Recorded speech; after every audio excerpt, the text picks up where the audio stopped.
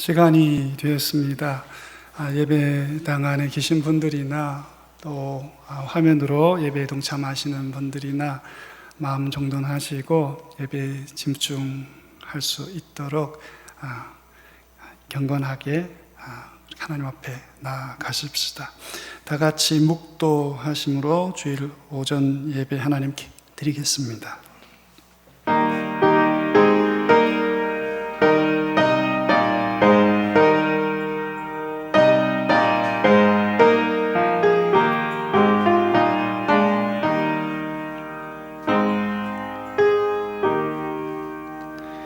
성부, 성자, 성령, 삼위일체 주 하나님께 경배를 드립니다. 거룩하신 하나님 아버지 앞에 온 성도들 나와 예배드리오리. 주님이 영광과 찬송을 홀로 받으시고 모인 주님의 백성들에게 주님의 은총을 베푸시옵소서. 삶의 파도가 거친 이때에 주님의 뜻을 따라 살기에 수고하고 애쓴 주님의 자녀들에게 오늘도 주님의 위로와 소망이, 능력과 권세가 임하시는 복된 예배 되도록 성령님 역사하여 주시옵소서. 사랑 많으신 예수님 이름으로 기도드립니다. 아멘. 전능하사 전지를 만드신 하나님 아버지를 내가 믿사오며 그 외아들 우리 주 예수 그리스도를 믿사오니 이는 성령으로 잉태하사 동정녀 마리아에게 나시고 본디오 빌라도에게 고난을 받으사 십자가에 못 박혀 죽으시고 장사한 지 사흘 만에 죽은 자 가운데에서 다시 살아나시며 하늘에 오르사 전능하신 하나님 우편에 앉아 계시다가 저리로서 산자와 죽은 자를 심판하러 오시리라. 성령을 믿사오며 거룩한 공회와 성도가 서로 교통하여 것과 죄를 사하여 주시는 것과 몸이 다시 사는 것과 영원히 사는 것을 믿사옵나이다. 아멘. 다 같이 일어나셔서 찬양 26장을 하나님께 드리도록 하겠습니다.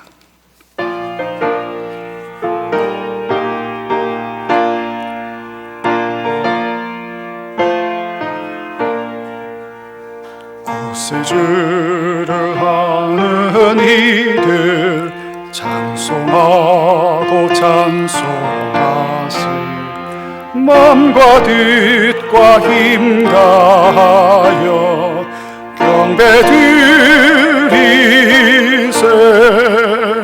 주를 알지 못한 이들 주가 진히 인도하사 그의 피로 구속하니 찬송 드리세.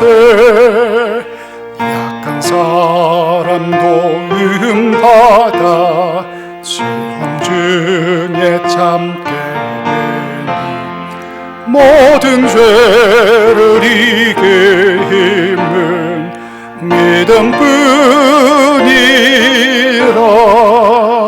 진리 대신 우리 주는 영원토록 변함없는 성도들아 주를 믿어 길이 섬기세.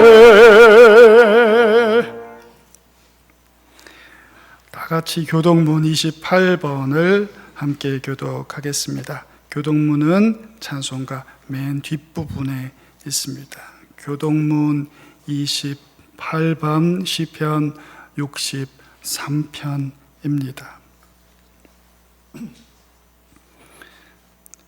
하나님이여 주는 나의 하나님이시라. 내가 간절히 주를 찾되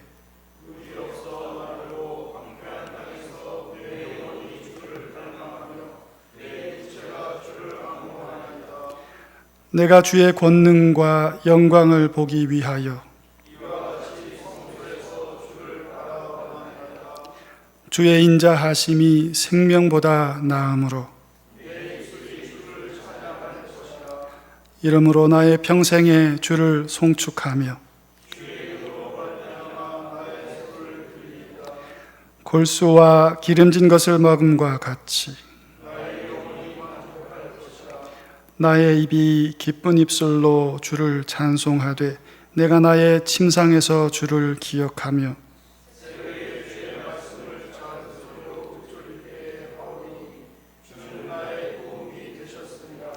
내가 주의 날개 그늘에서 즐겁게 부르리이다. 아멘. 다 같이 찬송가 438장을 하나님께 드리겠습니다.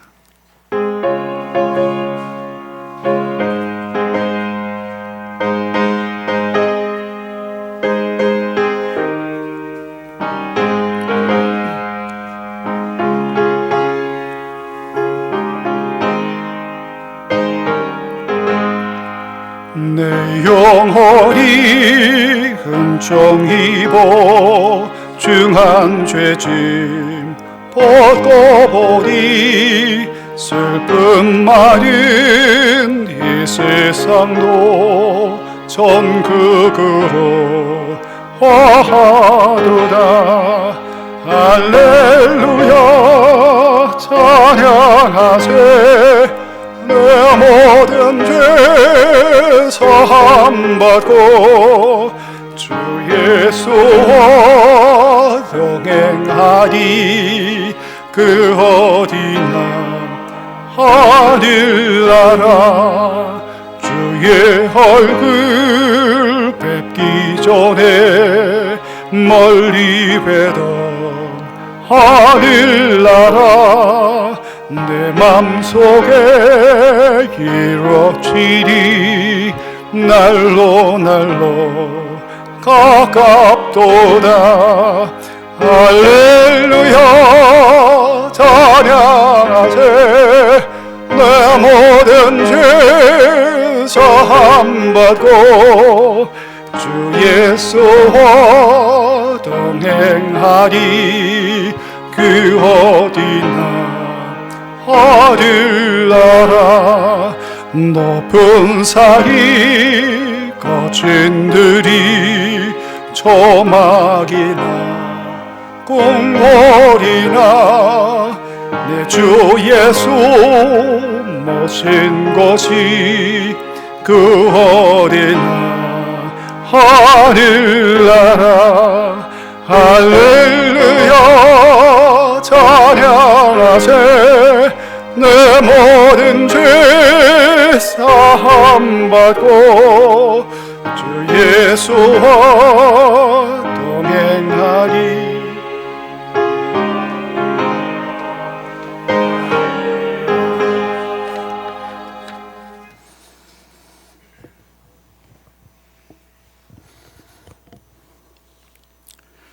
나의 힘이 되시고 나의 반석이 되시는 하나님 아버지, 오늘도 거룩한 주님의 날을 허락하시고 예배의 자리에 서게 하시니 감사와 영광을 돌리옵니다. 비록 저희들이 함께 모여 예배를 드리지는 못하오나 우리가 처한 자리에서 영과 진리로 우리들의 몸과 마음을 산제물로 드리는 복된 예배의 시간이 되게 하여 주시옵소서. 성령 하나님, 이 시간 저희들에게 임재하사 저희들을 위로하시고 주님의 교회에 하루속히 모일 수 있도록 긍휼을 베풀어 주시옵소서. 하나님 아버지, 코로나 사태로 온 나라와 전 세계가 큰 어려움을 당하고 있습니다. 어려움과 고난을 통해 우리들의 믿음이 정금과 같이 더욱 견고하게 하시고 하나님의 뜻을 더욱 잘 분별하게 하사 하나님 앞에서 저희들의 잘못을 돌이키며 회개하는 소중한 기회가 되게 하여 주시옵소서. 특별히 저희들의 믿음이 그리스도의 장성한 분량만큼 자라나게 하시며 마음을 더욱 새롭게 하사 저희들의 각자의 삶 속에서 맡겨진 일들을 잘 감당하게 하시며 예배자의 삶을 살아가게 하여 주시옵소서. 무엇보다도 사순절 기간 동안 각자의 처소에서 그리스도의 고난과 하나님의 사랑을 묵상하며 더욱 거룩하고 경건한 삶을 살아가게 하여 주시옵소서. 코로나 사태로 병상에 있는 환우들과 이를 치료하는 의료진들에게 힘과 용기를 주옵시고 치료제와 백신이 개발되어 모든 상황이 빠른 시일 내에 종식되게 하여 주시옵소서. 하나님 아버지, 경제적으로 어려움으로 고통받고 있는 우리들의 지체들을 기억하여 주옵시고, 믿음으로 모든 상황을 넉넉히 이길 수 있는 힘을 주옵시고, 우리 주님께서 축복하여 주시고 우리들의 지경이 더욱 넓어지게 하여 주시옵소서. 하나님 아버지, 주님께서 피값으로 세우신 교회를 위해 기도드립니다. 주님을 섬기는 모든 교회가 하나 되게 하시며 주님의 나라와 뜻을 위해 함께 힘을 모으게 하여 주시옵소서. 복음의 능력이 나타나게 하시며 진정 지역사회에서 소금과 빛이 되게 하시며 죽어가는 영혼들을 구원하는 교회의 본질이 회복되게 하여 주시옵소서. 아버지 하나님, 교회가 목표한 모든 일들이 차질 없이 이루어질 수 있도록 은혜를 베풀어 주옵시고, 모든 교인들이 함께 기도하며 교회가 어려움에 처하지 않도록 최선을 다하게 하여 주시옵소서. 이 시간에서 병상에서 신음 중인 우리들의 지체를 기억하여 주옵시고 그들을 회복시켜 주시고 주님의 영광에 참여하는 기쁨을 허락하여 주시옵소서. 오늘도 주의 말씀을 전하시는 목사님께 성령 하나님께서 함께하여 주셔서 생명의 말씀을 전하게 하시며 그 말씀을 통해 우리들의 심령이 회복되고 변화되는 복된 시간이 되게 하여 주시옵소서. 특성으로 영광 돌리는 찬양을 흠양하여 주옵시며 각자의 처소에서 예배를 드리는 모든 교우들에게 성령님께서 임재하사 하나님을 만나는 귀한 시간이 되게 하여 주시옵소서. 이 모든 말씀을 우리를 위해 고난받으시고 부활하신 예수님의 이름으로 기도드립니다.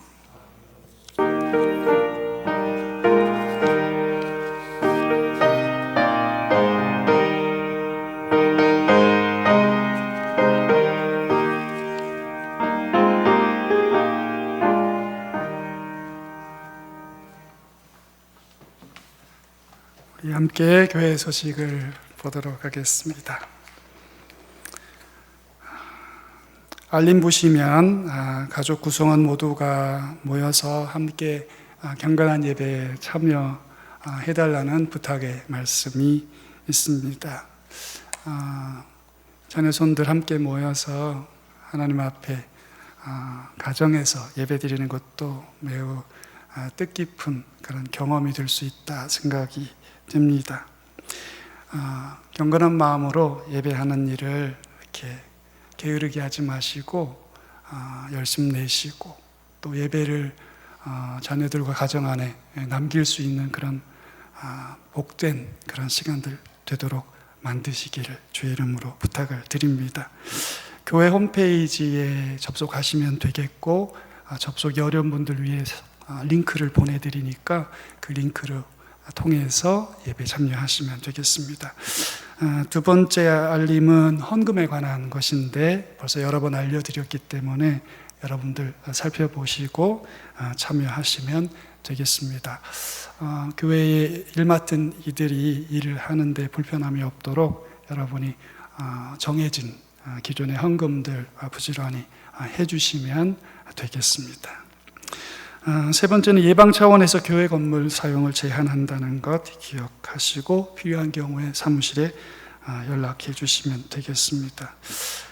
주보에 없는데요. 예배 마치고 정기 당회 모이도록 하겠습니다. 맨 마지막에 보면 함께 기도하는 기도 제목이 있습니다. 우리 잠시 이 코로나 폐렴 사태로 인한 여러 어려움들 기억하고 기도했으면 좋겠습니다. 이 사태로 고통받는 전 세계 모든 사람들에게 하나님의 위로가 임하시도록 전 세계의 경제와 사회가 안정화되고 하나님 주시는 평화가 임하도록 한국교회가 더욱더 성숙해지고 깨어나서 하나님의 말씀을 바로 전하는 곳이 될 수 있도록 그렇게 여러분 한 마음으로 기도해 주시면 좋겠습니다. 우리 잠시 하나님 앞에 잠잠히 기도하겠습니다.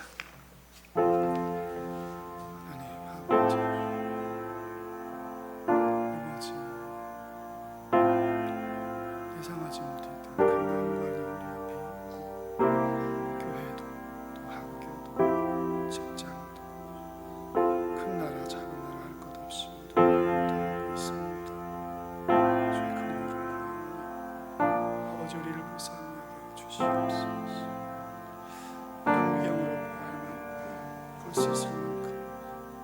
아주 작은 그것에도 우리가 이렇게 연약하고 우리가 부족하다는 사실을 기억하게 하시고 아버지 앞에 겸손하게 엎드리는 시간들이 되고 창조주 앞에 하나님 앞에 엎드리는 시간들이 되게 해주십시오.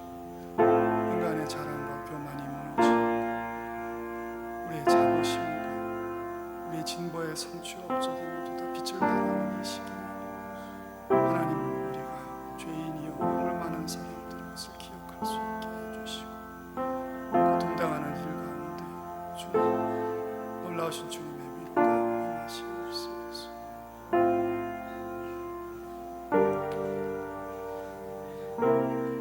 귀하신 우리 주님 예수님 이름으로 기도드립니다. 아멘.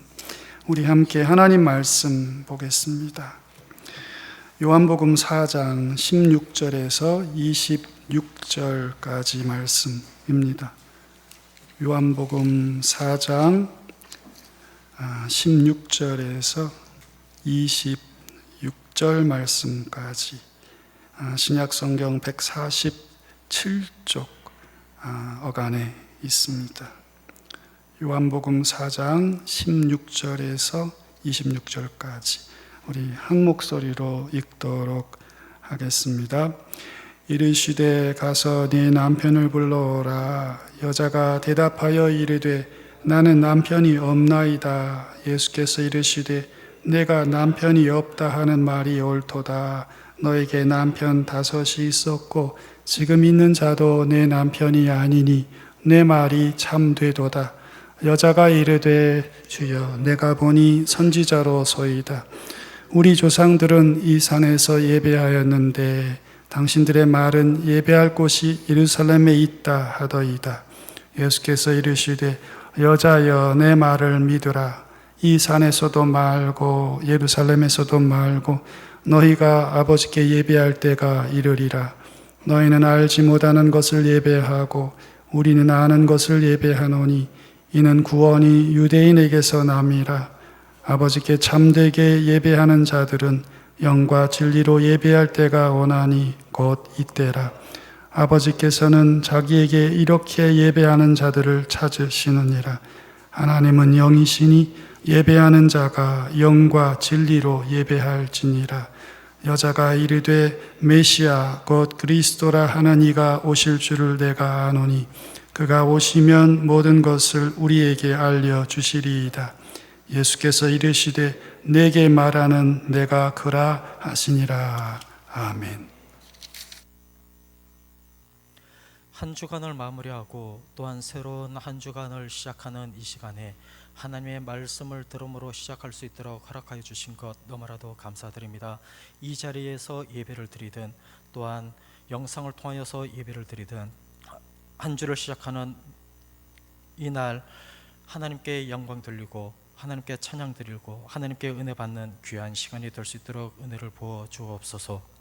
또한 하나님 저희들에게 매일매일 일용할 양식을 주옵시고 또한 그 속에서 하나님께 은혜를 느끼고 또한 하나님께서 주시는 소득으로 저희들이 살아가고 있음을 인정할 수밖에 없습니다. 지금 너무나도 힘든 이 시기에도 하나님 아버지께서 저희들을 붙들어 지켜주시고 믿음으로 승리할 수 있도록 해주시고 또한 각 가정마다 물질의 축복을 허락하여 주시되 그 물질의 축복받은 것을 하나님께 드려야 할 것은 하나님께 드리는 귀한 시간이 될 수 있도록 해주시고 또한 그 예물이 바쳐짐으로 말미암아 그 예물로 교회가 해야 할 여러 가지 일들 하나님 복지 일과 또한 선교 일을 하는 데 있어서 하나님의 사업이 크게 확장되게 해주시고 그것으로 말미암아 하나님의 나라가 더욱 확장될 수 있도록 은혜 위에 은혜를 더 부어주시기를 원합니다. 또한 이 교회가 또한 모든 교회가 지역으로부터 지역 사회로부터 원망의 대상이 아닌 하나님 기준의 대상이 될 수 있는 귀한 교회가 될 수 있도록 은혜를 부어 주시옵소서. 하나님 아버지 우리 각자의 성도님들 가정 정말로 물질의 어려움도 잘 이겨낼 수 있는 귀한 믿음을 허락하여 주시옵소서. 감사드리며 예수님 이름으로 기도드렸습니다. 아멘. 찬송가 50장 함께 드리시겠습니다.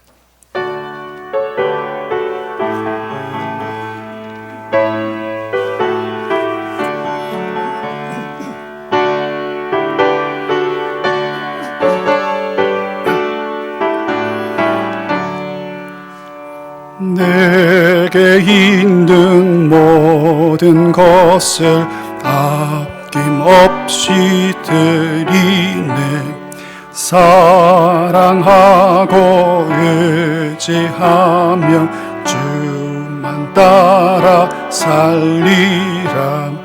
주께 드리네. 주께 드리네. 사랑하는 보주 앞에 모두 3절 같이 부르겠습니다. 내게 있는 모든 것을 주를 위해 드리네. 주의 성령 충만하게 내게 내려 주소서. 주께 드리네. 주께 드리네. 사랑하는 구주 앞에 모두 드리네. 아멘.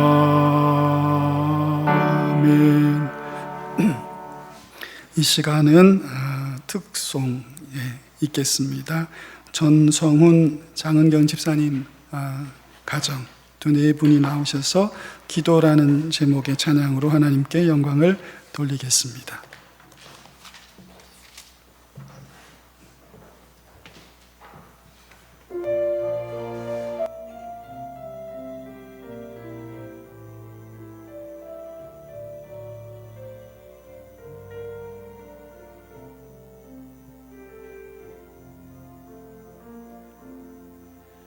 마음이 어둡고 괴로울 때 주님 예수님을 나 생각해요.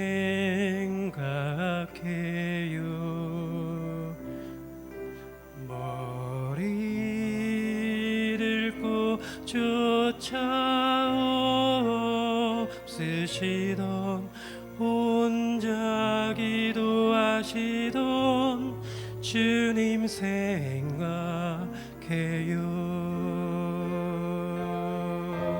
주님만 섬기며 따르기로 왔나. 세상이 주님 모든 괴로움 버리고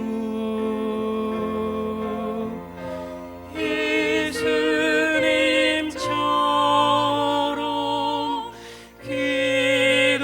기도하기를 원해요. 예수님처럼 기도하기 원해요.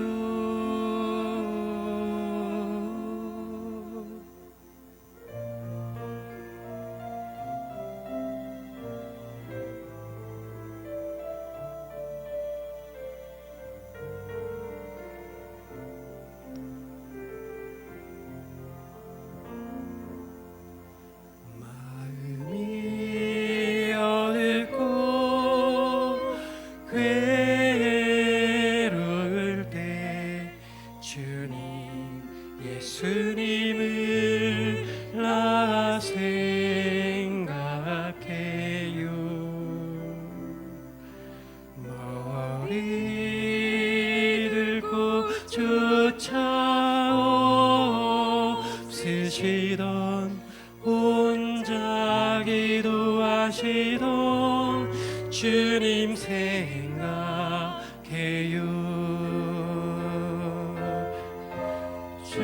주님만 섬기며 따르기로 왔나.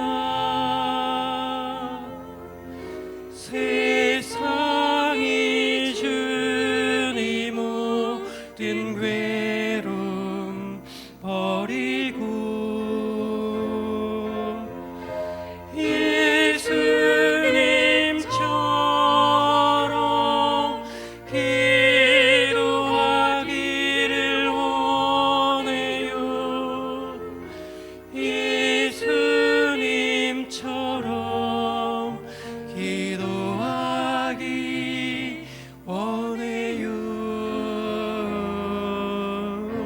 주님만 섬기며 따르기로 왔나.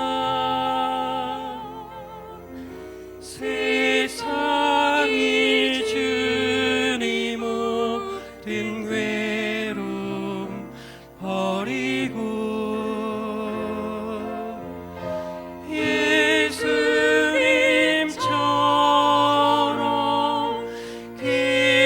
기도하기를 원해요.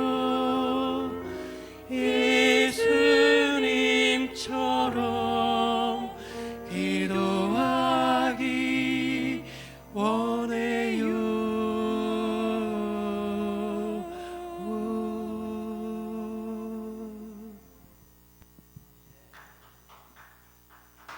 박수를 크게 한번 하겠습니다. 감사합니다.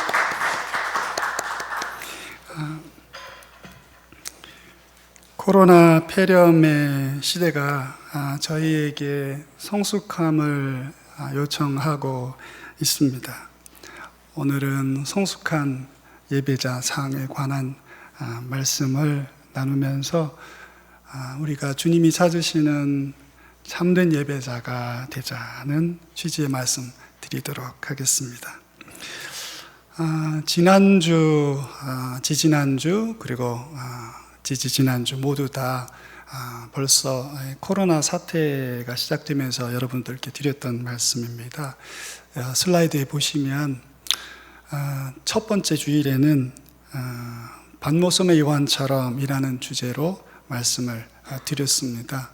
그래서 홀로 고립되고 떨어져 있지만 성령 안에 있었던 반모섬의 사도 요한처럼 우리가 그렇게 살아가야 하겠다는 말씀 드렸고, 두 번째 큰 기쁨 큰 노여움이라는 제목의 말씀으로 주님이 다시 오실 때가 더 가까운 이때에 우리가 그분 앞에 어떻게 살아야 하는가, 그런 취지의 말씀을 드렸었습니다.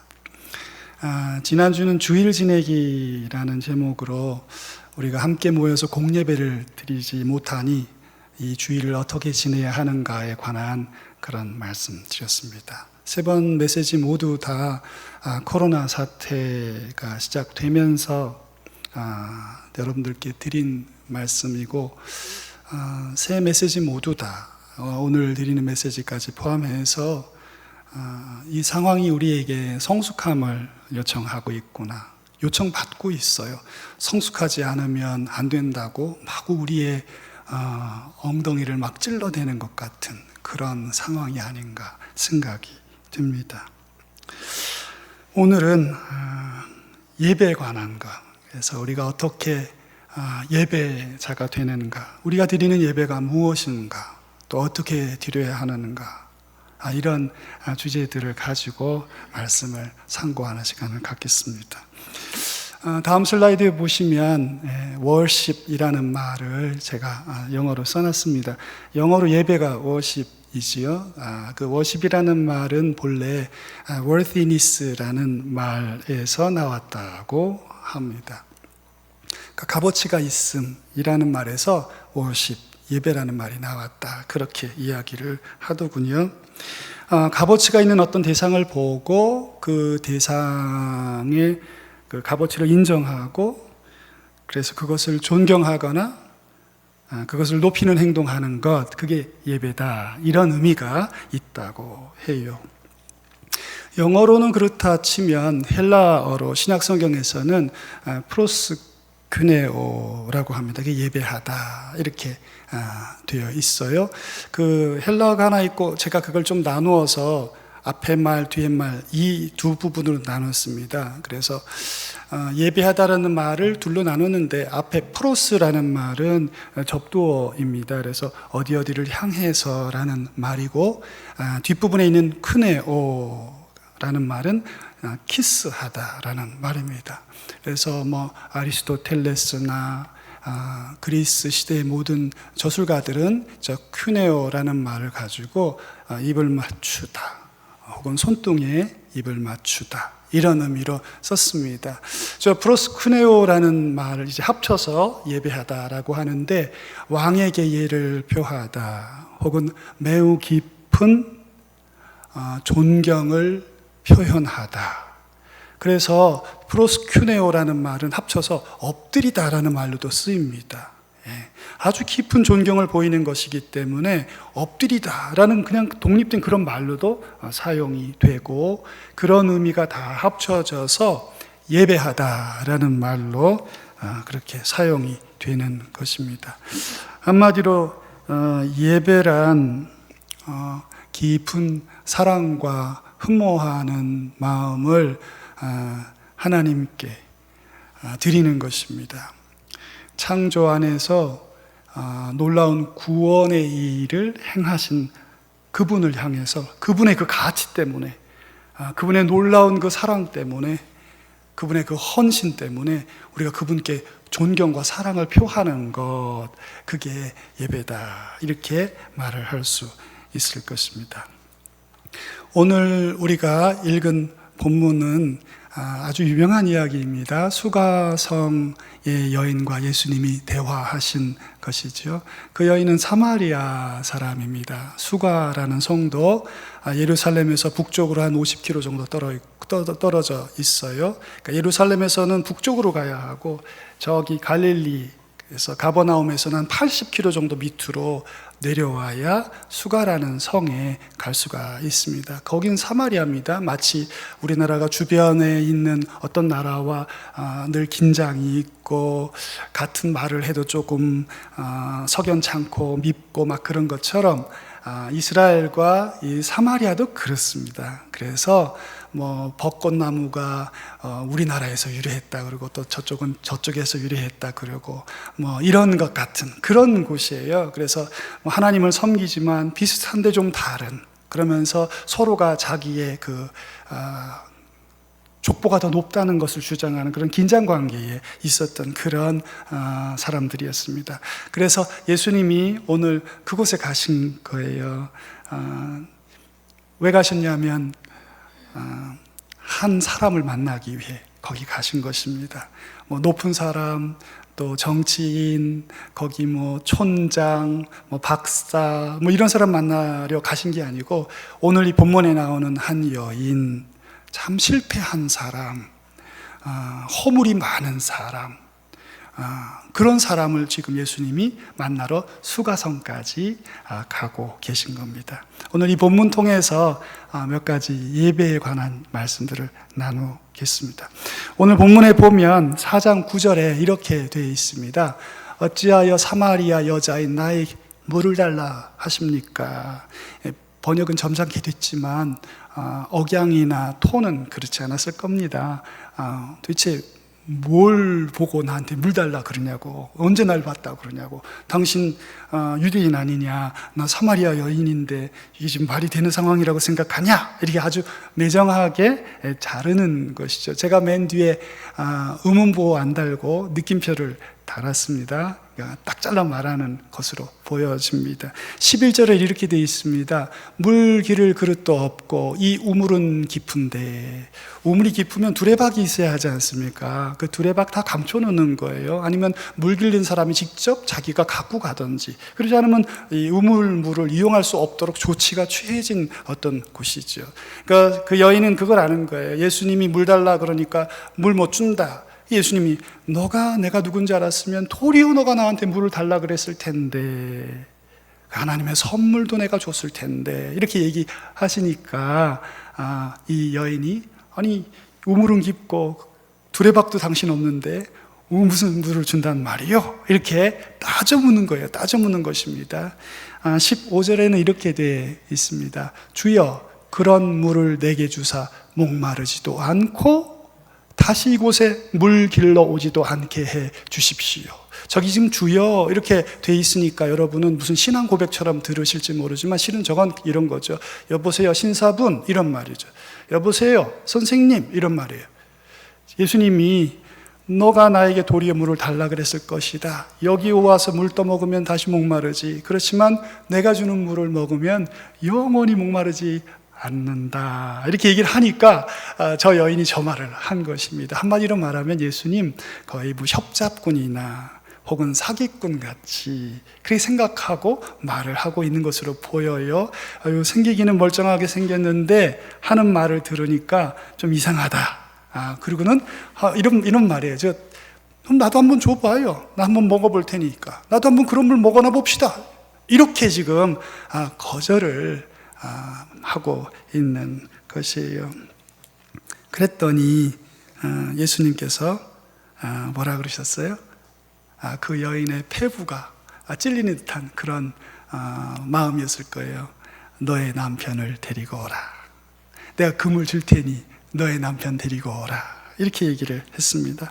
꼼짝 못하죠. 우리는 그걸 알아요. 이 얘기를 아니까. 근데 그 여인이 이 말을 들었을 때 얼마나 난감했겠습니까? 그랬더니 여인이 뭐라 그래요? 난 남편이 없다고 이렇게 얘기를 합니다. 그랬더니 예수님 뭐라 그래요?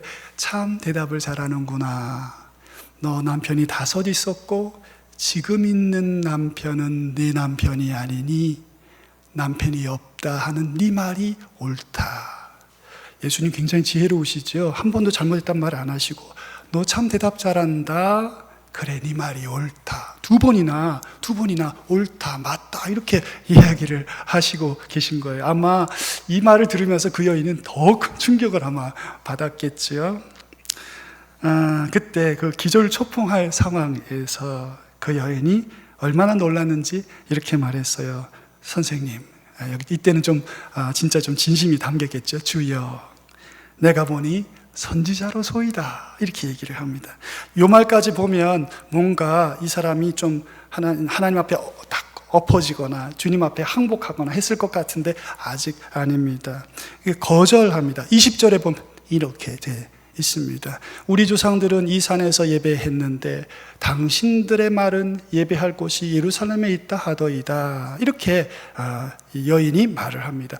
선지자시군요. 선지자처럼 보입니다. 하고 조금 높여준 것 같아요. 그러나 금방 이어서 하는 말이 뭐냐면 우리 조상들과 당신이라고 딱 대조하지 않아요? 조상들이란 말 우리 아버지란 말이거든요. 우리 아버지들은 이 산 그리심산 여기서 사마리아 사람들은 여기서 예배해야 하는데 여기서 예배하는데 유대인들인 당신들은 예루살렘에서만 예배해야 한다고 주장한다는 거죠. 그렇게 딱 대조를 하면서 이야기를 합니다. 아마 그 주제에 더 머물고 싶지 않았었을 거예요. 남편 혹은 결혼, 자기의 이 과거의 이야기들을 하는 그런 주제를 말하고 싶지 않았을 것입니다. 그래서 지금 말꼬리를 돌리고 있는 것이죠. 갑자기 예배 장소 얘기로 화제를 바꿔버렸습니다. 순수하게 질문하는 것이 아니겠죠. 이건 질문하는 게 아닙니다. 말을 끊고 지금 화제를 바꾸어서 도망가려고 하고 있는 거예요. 대화를 끊고 싶은 거죠. 왜 그렇습니까, 여러분? 왜 끊는 거예요, 이게? 문화와 종교는 아무리 서로 논쟁해도 답이 없지 않습니까? 한마디로 말해서 이 여인은 답이 없는 주제를 책상 위에 올려놓음으로 그와 더불어 더 이상 말할 게 없음. 당신들은 이렇고 우리는 이렇고 오랫동안 이렇게 해왔으니까 더 이상 말하지 맙시다. 이렇게 대화를 끝내려고 이 주제를 꺼냈던 것이에요. 당신은 신통한 것 같습니다. 그렇지만 그게 나하고 우리에게는 큰 의미가 없어요. 그만 가세요 하고 거절을 하고 있는 것이에요. 이 정도 됐으면 지혜로우신 분이니까 이 사람 날 거절하는구나 생각을 하고 물러설 수 있고 신사답게 물러설 수도 있을 텐데 예수님 그렇게 하지 않으셨어요. 예수님 아주 뜻밖의 답을 하십니다. 유대인의 랍비나 유대인의 선지자들은 결코 할 수 없는 얘기를 하셨어요. 21절에 이렇게 되어 있습니다. 여자여 내 말을 믿으라. 여러분 이게 되게 진지하지요, 그죠? 예수님이 나를 믿으라고, 내 말을 믿으라. 이 산에서도 말고 예루살렘에서도 말고. 지금 예수님은 그리심산이냐 예루살렘 시온산이냐 논쟁이 있는데 그 어떤 것도 아니라는 거예요. 이제 새로운 시대가 올 것이라고, 새로운 기준이 도래할 것이라고, 이 산도 아니고 예루살렘도 아닌 그런 상태에서 새로운 기준 하에서 우리가 하나님을 아버지로 예배하게 되는 날이 올 거다, 이렇게 얘기를 하셨습니다. 오늘 이 말은 예수님이 십자가와 부활 그리고 오순절의 성령 강림을 통해서 우리에게 주어질 그 은혜의 탁월성에 관한 얘기를 지금 하고 계신 것입니다. 이게 예배와 관련이 있어요. 새로 오는 세대 예수님의 구속의 절정에 예배가 관계되어 있습니다. 이게 우리가 지금 예배 드리지 않습니까, 여러분? 우리가 지금 예배로 못 모이고 있지 않습니까? 예배가 관계가 있어요. 우리의 구원은 예배의 큰 선물과 함께 온 것입니다. 어떻게 다르냐 말이죠. 오늘 이 본문에서 우리는 예수님의 예배학에 관한 교훈 몇 가지를 살펴볼 거예요. 먼저 예배는 어떻게 드리는 것인가? 온 마음으로 드리는 것입니다. 예수님은 사마리아 성의 수가성 여인에게 영과 진리로 아버지를 예배할 때가 온다, 이렇게 말씀하셨습니다. 이 말은 쉽게 말하면 온 마음으로 예배할 수 있고 또 온 마음으로 예배해야 하는 때가 됐다, 이런 말씀이에요. 여러분, 예배의 기원은 경이감입니다. 아까 제가 설교 초반에 예배의 그 어원에 관한 얘기를 하지 않았습니까? 역사 가운데 아주 큰 일을 하나님이 행하신 거예요. 그것에 대한 깊은 경이감, 놀라움, 그 감탄하는 마음, 그게 예배의 기원입니다. 어떤 사람은 작은 풀꽃 하나 보고도 하나님을 발견하고, 어떤 사람은 이집트에 10가지 재앙이 내림에도 불구하고 회개하거나 돌이키지 않는 사람들이 있어요. 그런데 어쨌건 구원을 경험한 사람들, 하나님의 구원의 역사를 경험한 사람들이 그 경이감 속에서 드리고 반응하는 게 예배입니다. 예배는 구원과 더불어 발생합니다. 살아계신 창조주 하나님을 만나요. 십자가에서 그가 나를 위해 죽으셨다는 게 깨달아집니다. 그분의 임재를 경험합니다. 그때 우리가 경이감 속에 하나님 예배하게 되는 것입니다. 부활 후에 다른 제자들은 다 예수님을 만났지만 도마는 그날 그곳에 없어서 만나지 못했죠. 그리고 얼마 있다가 다시 예수님을 만나게 됐을 때 도마는 예수님의 그 못자국에 손을 넣어보고 또 옆구리에 손을 넣어보고 그리고 이렇게 고백했어요. 나의 주시고 나의 하나님이십니다. 이렇게. 여러분이 유대인의 신관이 바뀐 것입니다. 유대인이 사람을 하나님이라고 부르는 일은 정말 있을 수가 없는 일이에요. 그냥 죽었다가 사람이 살았구나, 그거 갖고 절대로 되는 일이 아닙니다. 이 일은 예수님이 계속해서 가르치셨고 자신의 부활에 대해서 예고하셨고 그 일이 벌어졌기 때문에 더 이상 그의 신성을 의심할 수 없고 부인할 수 없었기 때문에 이런 고백이 나온 것이에요. 경이감, 완벽한 경이감, 그 경이감에서 예배가 나온 것입니다. 온 마음으로 고백할 수밖에 없는 것입니다. 그게 예배예요. 온 마음으로 하는 게 예배입니다. 온 마음이 아니면 예배가 아니에요. 그러나 온 마음이면 그 어떤 것도 더 필요치 않은 것이 하나님이 새롭게 주신 교회의 예배입니다. 23절에 이렇게 돼 있어요. 아버지께 참으로 예배하는 자들은 영과 진리로 예배할 때가 온다. 영과 진리로 예배할 때가 온다. 그게 지금이다. 이렇게 얘기를 하셨어요. 영과 진리로. 24절에도 이렇게 되어 있습니다. 이게 두 번 반복되지요. 하나님은 영이시니 예배하는 자가 영과 진리로 예배할지니라. 이렇게 말씀을 합니다. 다음 슬라이드에 이렇게 되어 있어요. 영과 진리, 스피릿, 그리고 트루스. 그러니까 성령과 진리로 혹은 진리 안에서 하나님을 예배할 때가 온다. 이렇게 말을 했습니다. 헬라 말로는 푸뉴마 그리고 알레세이아, 이렇게 써 있어요. 영과 진리. 지금 저것이 나누어져 있지만 실은 이 요한복음이지 않습니까? 요한에게 있어서 이 표현이 그대로 반복됩니다. 누구를 향해서? 성령을 향해서. 다음 슬라이드에 보시면 이렇게 돼 있어요. 요한복음 15장 26절에 보면 예수님은 성령을 뭐라고 부르시냐면 진리의 성령, 진리의 영 이렇게 부르세요. 그 말이 다 그대로 같은 헬라 말입니다. 진리, 알레세이아, 그리고 영, 푸뉴마 같은 말이에요. 그러니까 Spirit and Truth라고 말할 때 그것은 본래 성령을 말하는 거예요. 근데 지금 그것을 설명하기 위해 나누신 거예요. 왜냐하면 성령 안에 진리가 있는데 사람들이 성령님 그러면 특별한 생각을 하기 때문에 그 안에 진리가 본chất이라는 걸 보이시려고 나누신 것입니다. 그 실은 성령님을 말하는 거예요. 성령님 안에 진리가 있습니다. 그걸 예수님이 지금 영과 진리로 예배하라 이렇게 말씀하고 있는 것이에요. 요한의 이 언어 성령과 진리, 영과 진리로 예배하라 이 말은 여러분 구약의 오랜 약속이 성취된 것을 말하는 것입니다. 그게 뭡니까? 우리 안에 하나님의 말씀의 법이 새겨지는 거예요. 말씀이 우리 안에 들어온 것이죠.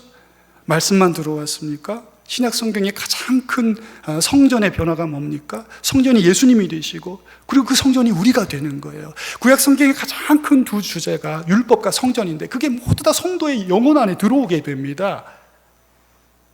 두 개 다 들어오게 돼요. 무슨 말씀 지금 드리려고 하냐면 영과 진리로 예배하라는 말씀은 바꿔 말하면 온 마음으로 예배하라 이렇게 말하는 거예요. 여러분 우리가 주님 예배할 때 어떻게 예배해야 한다고요? 온 마음으로 마음을 다하고 뜻을 다하고 성품을 다하여 우리가 그분을 예배해야 하는 것입니다. 이게 여러분 결혼하는 것하고 같습니다. 데이트할 때는 온 마음으로 사랑하기가 좀 어렵지 않습니까?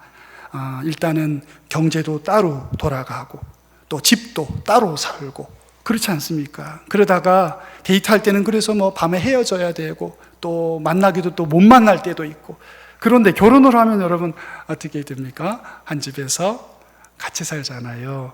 그리고 또 지갑도 같이 쓰고 밥도 같이 먹고 다 하나가 되지 않습니까? 그러니까 온 마음으로 제한 없이 사랑할 수 있게 되는 거예요. 이게 얼마나 좋습니까? 세상에서 가장 좋은 게 결혼인 것 같아요. 결혼은 사랑의 무덤이 아니고 정말 좋은 것입니다. 오늘 결혼과 같아요. 우리가 신약에 들어와서 예수님이 오셔서 우리에게 주신 예배는 바로 이런 것입니다. 이제는 사마리아 갈 필요도 없고 예루살렘 갈 필요도 없습니다. 어떤 날에 구속돼서 그 날에만 예배하고 그 다른 날은 예배할 수 없고 그런 거 없어요. 모든 걸 다 우리에게 다 주셨습니다. 이제는 우리가 일주일 내내 어떤 날 어떤 곳에서든 우리가 온 마음으로 주님 앞에 있으면 완벽한 예배예요. 완벽한 예배. 부차적인 예배나 2% 모자란 예배가 아니에요. 오늘 예수님 오셔서 우리에게 주신 예배 특권이 뭡니까? 우리가 영과 진리로 온 마음으로 주님을 예배하면 되는 거예요. 그게 모든 것입니다. 온 마음으로 예배를 할 수 있는 세상이 됐고 또 온 마음으로 예배하도록 요청받아요. 그래서 이런 걸 구원의 임페라티브다, 구원의 인디카티브다 이렇게 말을 하죠. 구원의 명령형과 구원의 직설법. 예배 온 마음으로 드릴 수 있어요. 이게 우리에게 들어온 복이에요. 그것과 함께 우리가 예배를 온 마음으로 또한 드려야만 하는 것이지요. 이게 주님이 우리에게 주신 첫 번째 예배학입니다. 온 마음이면 되는 거예요. 온 마음으로 예배 드릴 수 있는 세상이 된 것입니다. 오늘 찬송도 그런 찬송을 불렀지 않습니까? 온 마음 다해 주 사랑하라. 제가 의동교회에 와서 여러분들과 교제하고 또 우리 교우들의 여러 일들을 보면서 그런 감동이 있을 때가 있습니다. 참 이분은 참 대단하다. 주님을 이렇게 사랑하시는구나 하는 거 봅니다, 여러분. 제 눈에도 다 보입니다. 그래서 그런 걸 볼 때면 너무 감사하고 또 제 자신이 참 부끄럽고 그런 때가 있습니다. 여러분, 예배를 모이지 못하는 이 예배 위기의 시대에 주님이 주신 이 말씀을 기억해야 합니다. 우리가 온 마음으로 예배할 수 있게 됐어요. 이제 내 아내를 내가 마음껏 사랑할 수 있게 된 것처럼 내가 이제 장성한 자녀로 하나님을 마음껏 온 마음으로 예배해도 되게 됐습니다. 그리고 온 마음으로 또 예배해야 합니다. 온 마음으로 예배하셔서 여러분 예배의 위기의 시대를 믿음으로 슬기롭게 극복하시는 복된 성도와 교회 되시기를 주의 이름으로 축원합니다. 예수님이 주신 게 어떻게 온 마음으로 예배해야 한다는 거였다면, 두 번째는 지금 예배해야 된다는 거예요. 지금. 21절에 이렇게 돼 있어요. 너희가 아버지께 예배할 때가 이르리라. 이것도 현재형이에요. 이르리라고 하면 꼭 미래 같지 않습니까? 헬라어 말로는 현재형입니다. 23절에 보면 영과 진리로 예배할 때가 오나니. 이것도 현재형이에요. 곧 이때라. 지금이란 말이죠. 예. 때가 오는데 곧 이때라. 이렇게 말해요. 그러니까 현재 말하는 거예요. 예수님 계속 지금이라고 말씀하고 계시죠.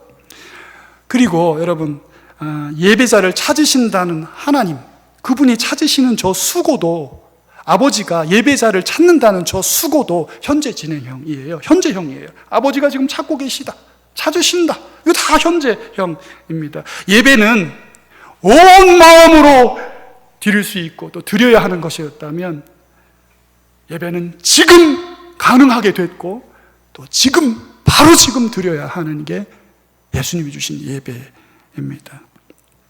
지금이라는 말은 시간으로만 해석할 게 아니고요, 우리의 삶 전체를 포괄한다고 생각하시면 됩니다. 로마서 12장 1절에 이렇게 되어 있습니다. 여러분 한번 같이 읽어 보겠습니다. 너희 몸을 하나님이 기뻐하시는 거룩한 산 제물로 드리라. 이는 너희가 드릴 영적 예배니라. 영적인 예배인데 그게 뭐와 관계 있냐면 몸과 관계 있어요. 몸. 우리의 영과 관계 있는 게 아니고 몸과 관계 있다는 거예요. 참으로 영적인 예배는 무엇으로 드리는 것이냐? 우리의 영으로 드리는 것이냐? 몸으로 드리는 거라는 거예요. 몸으로. 몸이란 지상적 존재 방식 얘기하는 거죠. 먹고 마시고 걷고 일하고 관계를 맺고 거래를 하고 하는 그 모든 것, 그게 다 지금이라는 거예요. 지금 해야 된다는 거. 바로 여기 이곳에서 지금 내가 하고 있는 그 일이 예배가 되게 해야 한다고 성경이 말씀하고 있어요. 참 종교는 어떤 것이 참 종교입니까? 아브라함 카이퍼가 그런 질문을 합니다.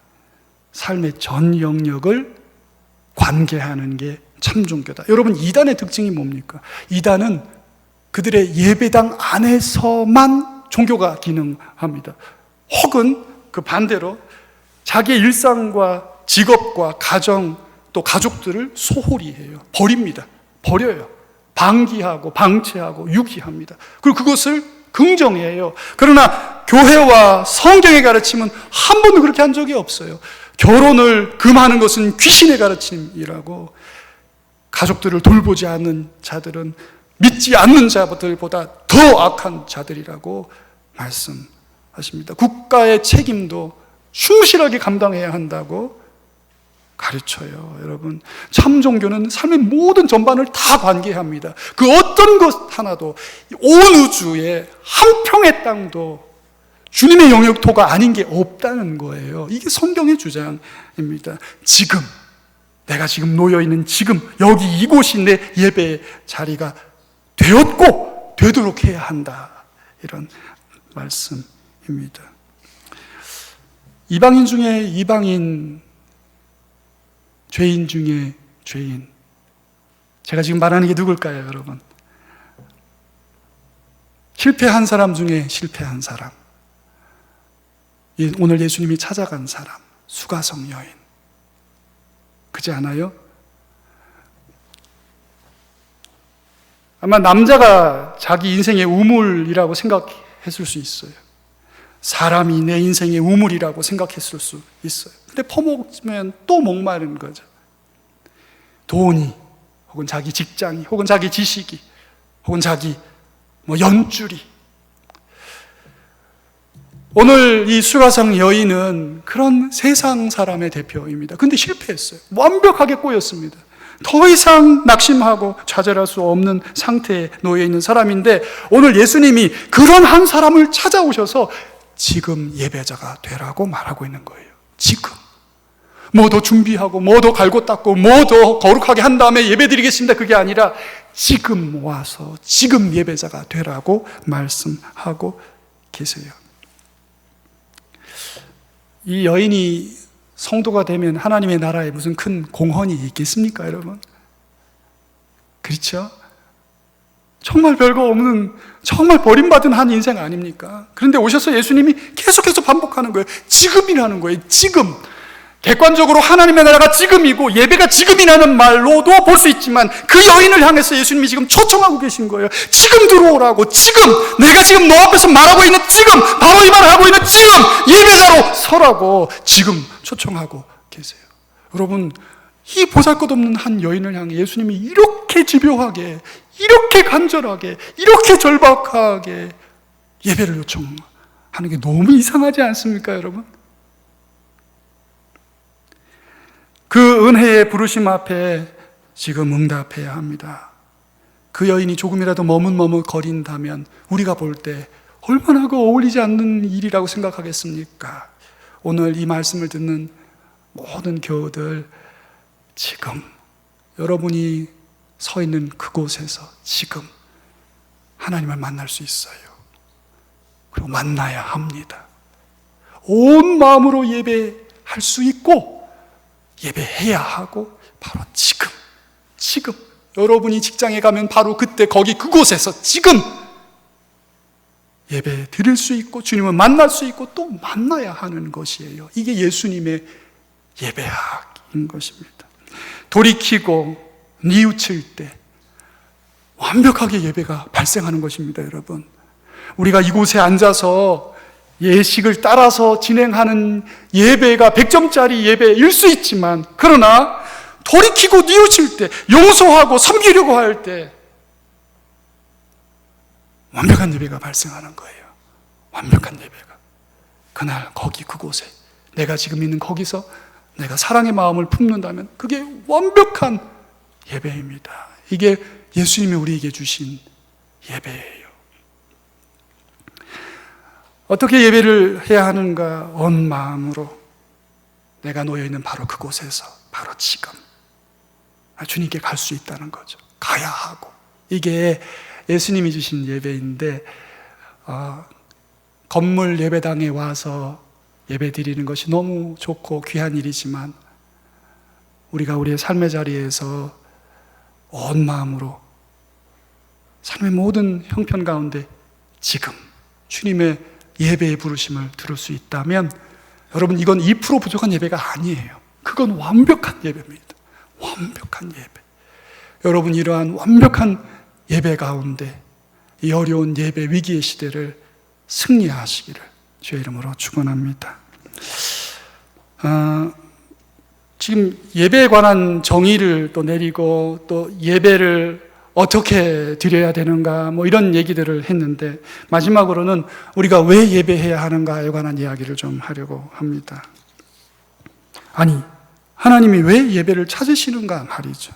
예배자를 찾으신다는 거예요. 23절에 이렇게 되어 있습니다.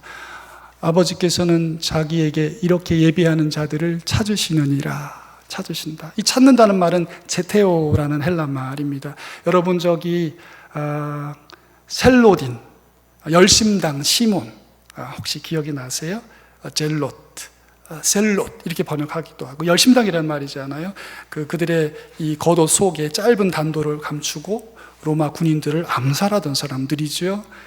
로마의 그 군합발에서 거룩한 여호와의 나라를 독립시켜야 된다고 했던 열망을 품었던 뜨거운 심장의 소유자들을 젤롯이라고 그래요. 저 단어입니다. 저 단어. 찾는다. 저 단어에서 나온 거예요.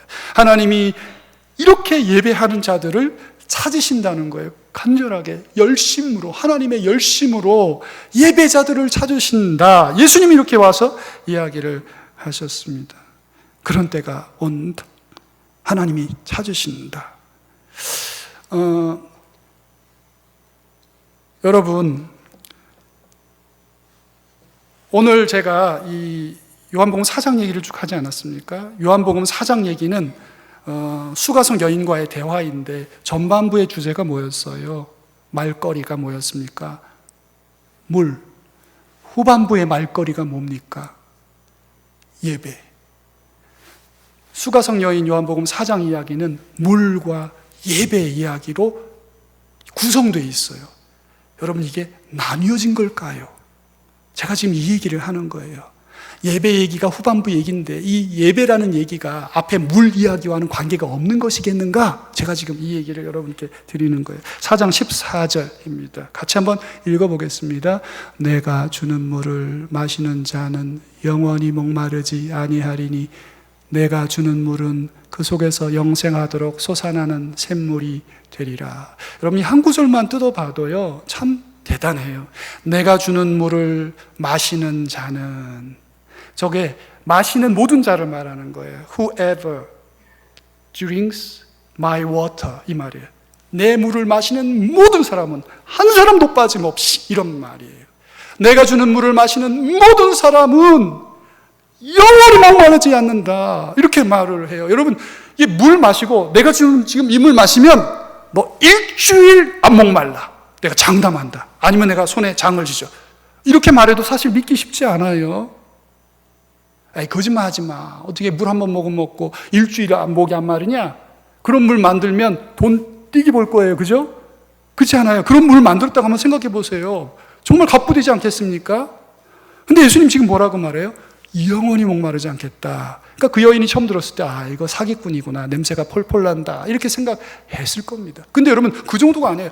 내가 주는 물을 마시는 모든 자는 영원히 목마르지 아니한다 그랬는데, 저 아니하리라가 한 번 써 있지 않습니까? 아니에요. 원문에는 두 번 써 있어요. 아니하리라, 이렇게 번역해야 돼요. never 이렇게 써야 있습니다. 그러니까 예수님이 내가 주는 물을 마시는 모든 자는 영원히 목마르지 아니하리라, 이렇게 말씀을 하고 있어요. 그리고는 우리말 성경에는 그러나가 없는데 원문엔 그러나가 있어요. 목마르지 아니하리라. 도리어, 목마르지 않고 도리어 내가 주는 물은 뭐가 돼요? 샘이 된다는 거예요. 내가 주는 물을 마시면 그 물이 속에 들어가서 물의 원천이 되리라, 이렇게 말씀하는 거예요. 그런데 그 원천은 영생하게 만드는 그런 물이 솟아나는 샘이 될 거라는 거죠. 그냥 물 한 모금 마셨는데 영원히 목마르지 않는데, 그게 왜 그러냐? 그 물이 들어가서 속에서 샘이 된다는 거예요. 샘이 영생하도록 솟아나는 물이 나오는 샘이 될 거다, 이렇게 말씀하고 있어요.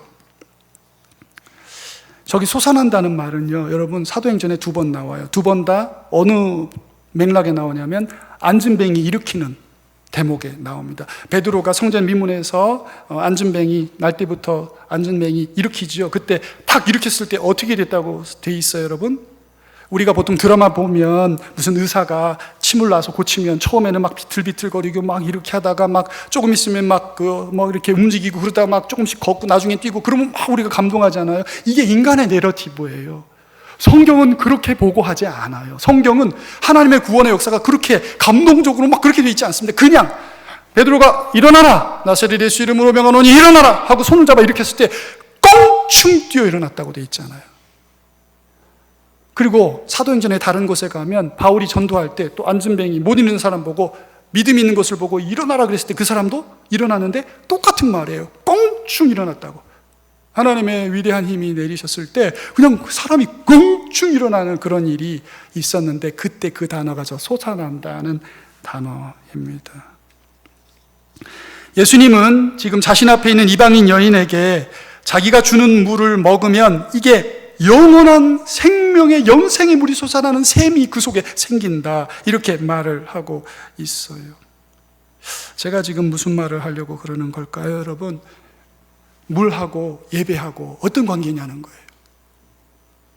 예수님이 수가성 여인에게 물 얘기하시고 그리고 예배 얘기하셨는데, 이거 물과 예배가 어떤 관계냐는 거예요.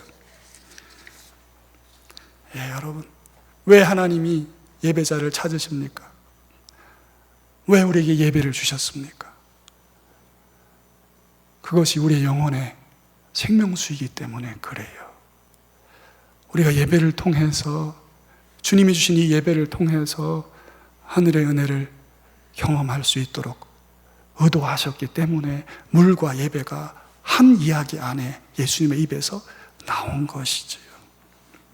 그 어떤 상황 속에서도 견고하게 각 나라와 언어와 민족 중에서 하나님을 경외하는 이들이 나타나서 무한한 자유 가운데 그분을 전심으로 삶의 전 영역에서 예배하는 때가 오도록 만드실 아버지의 열망이 얼마나 컸던지 그 아들을 십자가에 아낌없이 내어주셨다는 게 성경의 주장입니다. 코로나 사태가 여러분의 건강을 시험하고 있는가요? 단지 그것뿐인가요? 코로나 바이러스의 사태는 우리가 면역력이 얼마나 강한 사람인가를 시험함과 동시에 우리가, 당신이 참된 예배자인가 시험하고 있다는 생각은 들지 않으십니까? 내 안에 하나님이 계신가? 내 안에 참으로 그리스도 안에서 받은 십자가의 믿음이 있는가? 진실한 사랑이 있는가? 오늘 우리 모두가 예수님의 이 위대한 예배의 신학을 마음에 새기고 어려운 이 예배의 위기의 때를 슬기롭게 믿음 안에 넘기고 예배자로 살아서 하나님의 은총이 늘 풍성한 그런 삶과 가정과 생애가 또 그런 교회가 되시기를 주의 이름으로 축원합니다. 우리 같이 한번 기도하겠습니다. 우리가 같이 한번 기도하겠습니다. 들으신 말씀 기억하시고 하나님 앞에 참된 예배자로 설 수 있도록 이 어려운 때에 뒤처지는 예배자, 사라져버리는 예배자가 아니라 하나님이 찾으시는 참된 예배자가 될 수 있도록 각 가정에 또 직장에 삶의 처한 곳에서 하나님 앞에 참으로 예배드리는 사람들이 될 수 있도록, 그런 교회 될 수 있도록 기도해 주십시오. 같이 우리 잠잠히 기도하겠습니다.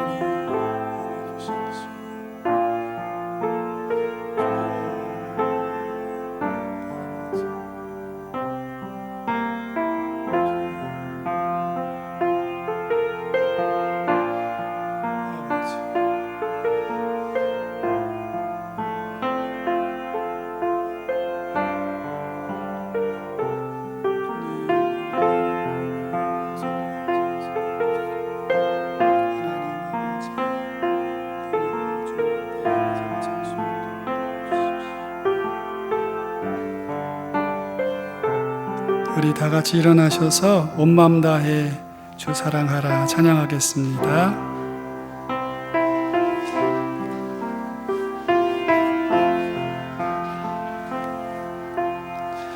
온 마음 다해 주 사랑하라,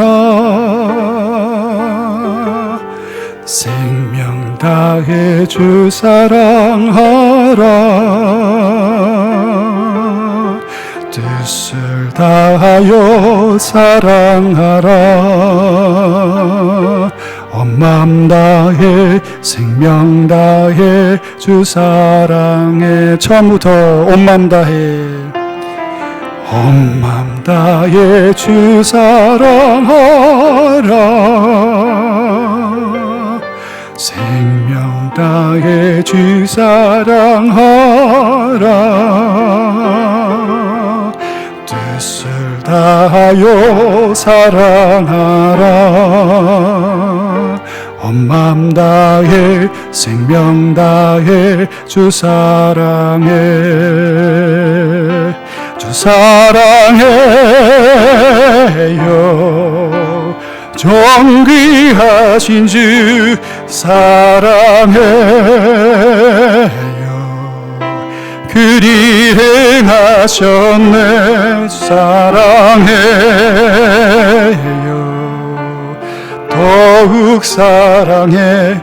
온 마음 다해 생명 다해 주 사랑해. 기도하겠습니다. 하나님 아버지, 예배 중단의 시기를 맞아서 우리의 예배가 중단될 수 없으며 결코 중단되지 않을 것을 알게 하시니 감사합니다.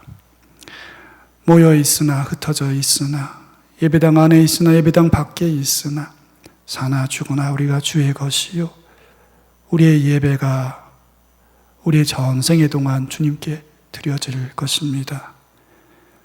예배를 물려주기 원하고 우리의 믿음을 물려주기 원하고 우리의 이 주를 섬기는 예배가 우리의 가정과 가문에 남아있기 원하오니 이 예배 시련과 순환의 시기에 주여 성령을 각 가정마다 속한 모든 성도들마다 한량없이 부어 주시옵소서.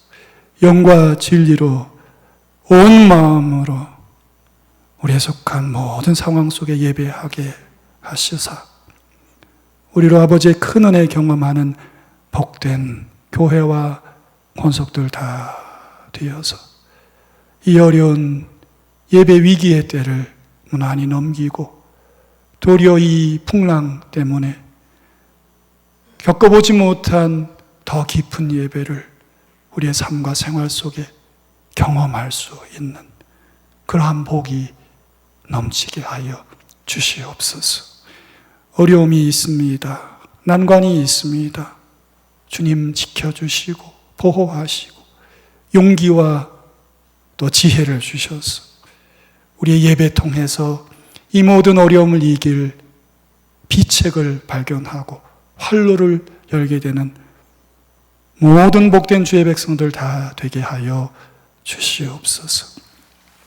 이제는 우리 주님 예수 그리스도의 은혜와 아버지 하나님의 크신 사랑과 성령의 감화하심이 예배에 참석하여 참된 예배자 되기 원하는 마음으로 삶의 자리에 돌아가는 사랑하는 모든 성도들, 예배의 참석자들, 저들의 앞길과 미래와 사랑하는 사람들과 저들의 생업과 일터와 직장 위에 사랑하는 우리 의동교회와 이 나라와 이 땅과의 백성과 온 세계 주님의 교회들 위에 이제로부터 영원토록 함께 계시기를 간절히 축원하옵나이다. 아멘.